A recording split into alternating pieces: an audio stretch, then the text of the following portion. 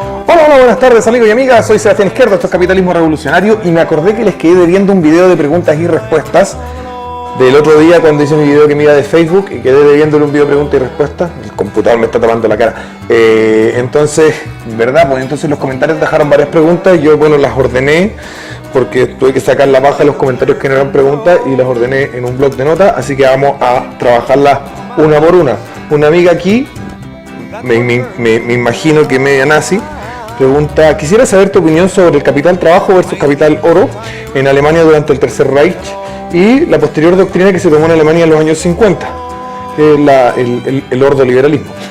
Vamos a partir por el, comillas, capital trabajo versus capital oro. El dinero, el capital y el patrón no son lo mismo, ¿vale? No es lo mismo el dinero que el patrón, que es el que respalda el dinero, porque el dinero es el medio de cambio y el patrón es el que le da un valor objetivo que respalda por detrás al medio de cambio, es decir, que permite, ¿no es cierto?, que el medio de cambio tenga sustentabilidad. Y el capital es la representación monetaria de los medios de producción. Entonces son tres cosas distintas y hay que tratarlas como tres cosas distintas cuando conversamos estas cosas. Bien, eso es lo número uno. Lo número dos, respecto del capital trabajo, no existe y nunca se implementó. Lo que se implementó fue en el discurso se dijo: vamos a tener capital trabajo y el dinero va a tener el valor que le otorga el trabajo a los alemanes y no sé qué, pero en la práctica real lo que se hizo fue un sistema monetario muy similar al que existe hoy en día, en el sentido de que yo imprimo un dinero como Estado y luego al obligar a las personas que todo lo que compren dentro de mi territorio, todo lo que compren o vendan, tengan que usarlo en esa moneda, entonces ya no necesito respaldarlo físicamente, sino que lo estoy respaldando a través de la fuerza, lo estoy respaldando a través de la ley. La ley respalda el dinero. Entonces el valor de ese dinero pasa a ser un valor exclusivamente de cambio. Y como es un valor exclusivamente de cambio, es un valor que depende de la productividad total de la sociedad. Es decir, la cantidad de producción versus la cantidad de dinero le da el valor a ese dinero. Y como en la filosofía nacionalsocialista, que está equivocada en este sentido, toda la producción es producto del trabajo, entonces ellos creían que eso era una especie de dinero con patrón trabajo. Esa es la teoría discursiva más que práctica que se utilizaba. No es como que anduvieran contando cuánto trabajamos, ya, este es el dinero. No, tiene más que ver con esto otro, muy similar al sistema actual. Respecto a eso, yo evidentemente estoy contra el patrón trabajo o el valor trabajo del dinero o básicamente el dinero curso forzoso, porque es forzoso, es obligatorio usarlo y por lo tanto no es legítimo desde mi punto de vista que se obligue a las personas a usar un dinero en lugar de el que le dé la gana. Y respecto al ordoliberalismo, bueno, el ordoliberalismo es como la prefase, ¿no es cierto?, del neoliberalismo y nada, pues es un capitalismo simulado con una superestructura socialista que lo contiene. Y ya he hecho debate y conversaciones sobre el tema. El ordoliberalismo es la versión primitiva del neoliberalismo. La segunda pregunta dice: ¿podrías comentar también lo que Google hizo a James Damore? Perdón, te muevo. En esa semana donde pasó el tema de James Damore en Google, hay panorama mundial al respecto, así que puedes consultar ahí. Busca la fecha, panorama mundial y ahí está. Pregunta justo relacionada con Facebook: ¿qué opinas de esta página y su corriente? Me manda una página de Hispanic Val. Bueno, son unos tipos de la extrema derecha ultraconservadora nacional católica española de toda la vida. No es mi postura. No me parece una postura especialmente dañina, pero tampoco me parece que tengan la razón. Creo que están bien voladitos con su rollo católico, pero bueno, está bien, válido. Yo me siento hispano. Creo que el mundo hispano es uno solo, pero que también soy chileno y no dejo de ser chileno por ser hispano, y que también soy nacido en Aysén, no dejo de ser aysenino por ser santiaguino, por ejemplo, y que la identidad en términos colectivos de las personas, normalmente en este sentido le encuentro tal vez más razón a la interseccionalidad, ¿no es cierto?, en el sentido de que hay una intersección de identidades que comulgan contigo. Yo no soy solamente un hombre blanco. Soy un hombre blanco santiaguino, aysenino, hispano, chileno, ¿no es cierto?, étnicamente más germano, etcétera. O sea, hay de todo ahí. la identidad no es una sola cosa monolítica a la que nos ciñamos y digamos, esta es mi identidad única. Y los Hispanic Val que estaba viendo ahí la página tienden a ser más eres hispano y nada más. No es así. Y las organizaciones políticas no tienen por qué estar, no pueden estar en directa relación con la identidad de las personas, con la identidad común de las personas, porque estas identidades, como decíamos, son muchas. Y entonces tendríamos un conflicto de muchas unidades políticas superponiéndose. Sería un conflicto más o menos. Después dice, otra me pregunta, ¿la derecha qué posturas ideológicas incluye? ¿Conservadurismo, liberalismo, nacionalismo, etcétera? Bien, a ver, la postura original de la derecha es el conservadurismo preliberal, ¿no es cierto? La idea del feudalismo, ¿no es cierto? Un poco eso. Respecto del liberalismo, el liberalismo dejó de ser de izquierda en tanto triunfó. En tanto, a finales del siglo XVIII, principios del siglo XIX, el liberalismo triunfa en prácticamente toda la totalidad del mundo, deja de ser izquierda y pasa a ser derecha, porque pasa a defender un poco lo que hay. La derecha absorbe también el conservadurismo, después del conservadurismo del siglo XX va a tener casi completamente absorbido todas las ideas del liberalismo anterior, ¿no es cierto? Y el liberalismo se va a reinventar en libertarianismo en el siglo XX, etc. Respecto al nacionalismo, el nacionalismo originalmente es de izquierda, porque la derecha siempre ha sido, incluso la derecha tanto liberal como conservadora, ha sido mucho más localista. Sobre todo los conservadores tienen esta idea como de la comunidad, esta idea como de grupos muy pequeños, ¿no es cierto? Porque ellos entienden la familia es como una unidad política fundamental, y luego, ¿no es cierto?, la comunidad tanto religiosa o geográfica del barrio, etcétera. El conservadurismo tiende a esas unidades políticas muy pequeñas, y el liberalismo también tiene una tendencia, pero más a nivel más corporativo, ¿no es cierto? Las empresas, los mercados, los negocios, las propiedades, son unidades políticas mucho más pequeñas. La unidad política nacional parte como una idea de izquierda, hasta que la izquierda comienza a proponer gobiernos mundiales, estados globales, y esos estados globales que hoy en día incluso proponen desde la centro derecha hasta la extrema izquierda, dejando de lado solamente a la derecha dura, todas las posturas políticas proponen al final estados globales, están todos de acuerdo con la ONU, están todos de acuerdo con el Fondo Monetario Internacional, Banco Mundial, todas esas cuestiones, a todos les gusta el modelo de la Unión Europea, les gustaría replicarlo en cada continente, etc. Eso, en ese sentido, el nacionalismo pasa a estar a la derecha porque se vuelve localista en relación a lo que está planteando la izquierda, pero originalmente es de izquierda. Así que sí, la derecha básicamente son esas tres cosas. Podríamos añadir el tradicionalismo como subcorriente del conservadurismo, podríamos añadir el libertarianismo o el anarcocapitalismo como subcorrientes del liberalismo, y podríamos añadir el capitalismo como una corriente unificadora de las tres, que se basa más en la propiedad, pero tiene más de idea libertaria, más de libertario que de los otros tres, pero contiene los otros tres porque entiende la libertad también como una expresión tradicional, y también entiende la nación como una propiedad colectiva.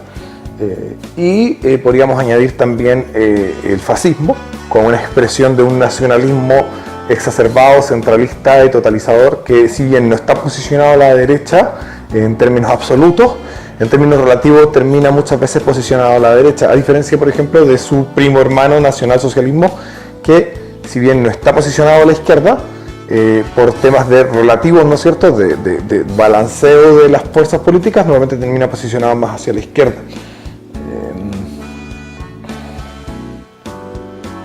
Bien, después me dice, pregunta para video, ¿por qué la mayoría de los ANCAP con los que uno discute afirman que es una contradicción el Estado limitado? Te pregunto porque uno en Twitter me decía que era contradictorio porque quien monopoliza la violencia y las armas te dejan desprotegido, algo así. Incluso me dijo que él había tenido la oportunidad de ir contigo y según él te había demostrado que era una contradicción. Gracias. Bueno, el Estado limitado, yo no propongo el Estado limitado, yo propongo el Estado en sus funciones fundamentales. Eso no es limitado, eso es lo que hace un Estado. Yo propongo el Estado capitalista, no un Estado minarquista ni nada. Un Estado capitalista protege los derechos individuales de las personas de la mejor forma que puede y hace todo un intento por funcionar y financiarse sin violar los derechos del resto de impuestos. Eso es un Estado capitalista. Luego, limitado, bueno, sí, digamos que sus funciones son las que son, no es que esté limitado, es que son las funciones de un Estado. No es que lo hayamos limitado porque hay una idea como de Estado más chico, Estado más grande, tanto geográfica como el tamaño del Producto Interno Bruto del Estado. Nosotros igual caímos un poco en eso cuando hicimos las ideas fundacionales del Partido por la Independencia y dijimos que el Estado no debe gastar más del 10% del Producto Interno Bruto, lo cual a nosotros parece una cuestión práctica para imponer ahora porque es una idea que nos permitiría, ¿no es cierto?, quitarle el tamaño elefantiásico que está teniendo nuestro Estado actualmente, pero la idea central no es el tamaño, sino que son las funciones, y en ese sentido las funciones no es que estén limitadas, es que son las que el Estado debe tener, no hay una limitación. Y luego respecto a que hubiera una contradicción entre que haya un árbitro superior final, que sería el Estado, y las personas, y que supuestamente esto desarmaría a las personas, lo cual es falso, porque un Estado puede perfectamente permitir que todos sus ciudadanos tengan armas.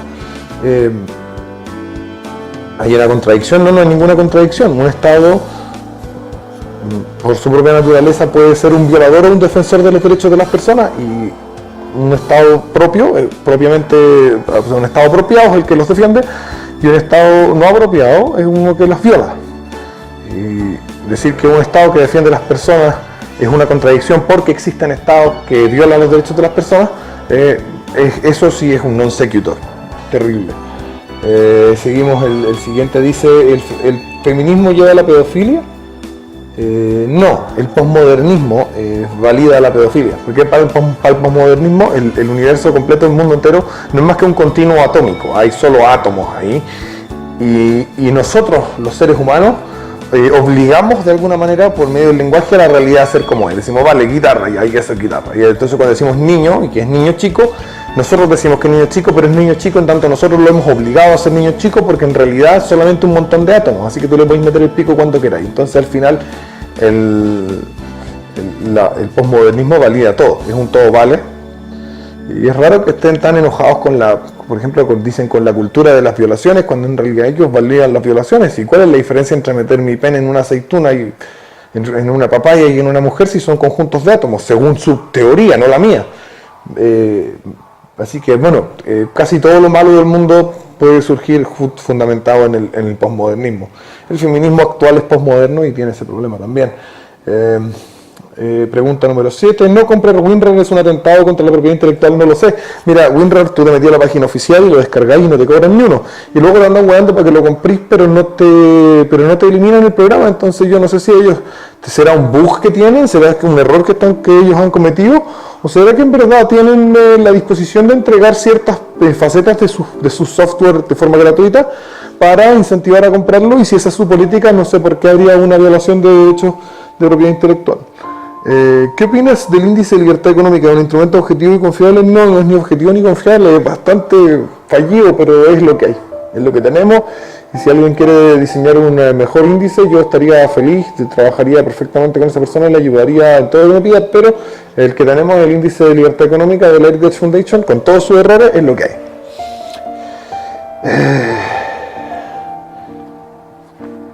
9. ¿Qué opinas de la tecnocracia? Bueno, yo creo que los gobiernos tienen que defender valores abstractos. En ese sentido creo que primero están los políticos, la filosofía política, en el ordenar la sociedad, y en el ordenar la sociedad en el sentido de hacer prevaler los valores abstractos que más nos importan.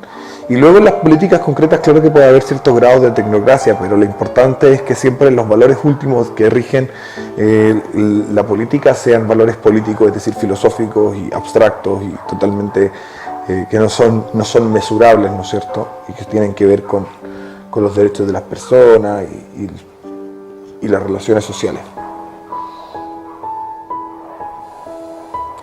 9. Bien, este tipo me dice que estaba estudiando un poco el liberalismo y que estaba aprendiendo a conocerlo, y me dice, en la utopía libertaria cada quien logra conseguir sus objetivos en base a su propio esfuerzo. No es así.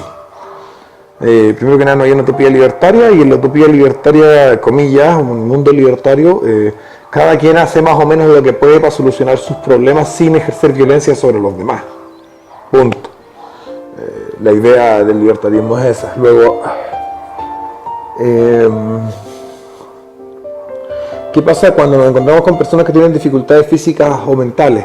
Hay que ver quién tiene la culpa de que tengan dificultades físicas y o mentales. Si hay un culpable directo y objetivamente denunciable, se le puede pedir una indemnización y que mantengan a esa persona.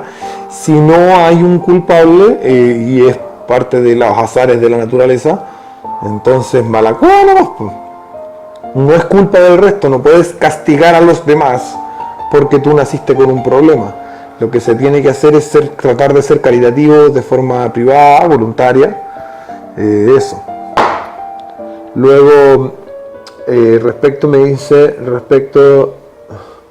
personas sufren de síndrome de Down, no tengan alguna extremidad, ¿qué pasaría con los huérfanos? Y ahí hay un rollo que yo tengo, una diferencia que yo tengo con los demás libertarios. Yo creo que las comunidades sí tienen, si bien no la obligación, un importante trabajo respecto a hacerse cargo de los huérfanos. No sé si por obligación y desde lo público, pero sí creo que en ese sentido yo abogaría por algo más o menos subsidiario, es decir, buscaría que las comunidades se hagan cargo de sus huérfanos de forma automática, voluntaria, espontánea, y en caso de que no sucediera, tener una malla, un respaldo desde el punto de vista público, porque ahí ya tenemos un problema que yo creo que tiene que ver con que históricamente las personas se tienen que hacer cargo de los huérfanos de sus sociedades, de sus comunidades.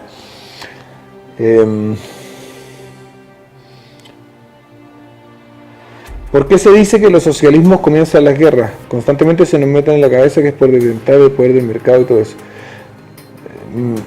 Me imagino que se referirá a lo contrario. A ver, voy a dar los dos argumentos.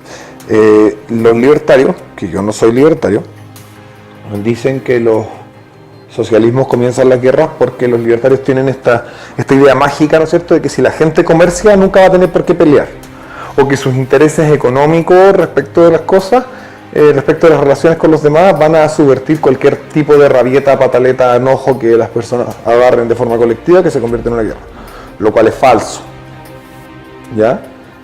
Influye, es cierto. Mientras más comercio hay, es cierto que una sociedad es más pacífica, pero eso no significa eso no significa que garantice que no haya guerra. Y es evidente que si tú bloqueas el comercio estás incentivando, ¿cierto?, las posibilidades de que exista un conflicto bélico. Así que es cierto, pero es una verdad que los libertarios tratan de poner como la razón de las guerras cuando en realidad no es así. Y lo otro, con respecto a los socialistas, que suelen decir que el capitalismo crea las guerras, están equivocados porque las relaciones que respetan la propiedad privada no deberían desencadenar conflictos bélicos. Luego, los conflictos bélicos se forman por una infinidad de razones, no son de explicación simple y no son algo tan así como ya vale, esto es un conflicto bélico y se crea por tal, todos los conflictos bélicos se crean por tal cosa y tienen tal resultado de la cuestión. Entonces hay una cuestión como los marxistas, todos son por recursos. No. La gente se agarra, en Irlanda del Norte se agarraban porque eran católicos y los otros eran protestantes. O sea, el mundo está lleno de guerras por mil razones. Somos primates, somos unos monos, y la historia del hombre, lejos de ser la historia de la lucha de clase o la historia de lo que sea, es la historia de simios muy inteligentes y irracionales que satisfacen parte de sus instintos simiescos, como son fornicar, alimentarse y adquirir territorio, por medio de medios más sofisticados y más letales, ¿no es cierto?, de funcionamiento. La historia de la humanidad es la historia de un montón de simios que han descubierto formas cada vez más eficientes de matarse y de culiar y alimentarse. Esa es. Y las guerras son parte de eso. Los monos tienen guerras y no tienen capitalismo. Y hay otros que dicen las religiones son la culpa de las guerras. Los monos tienen guerras y no tienen religiones. Los chimpancés van a la guerra porque somos simios y los simios hacen guerra.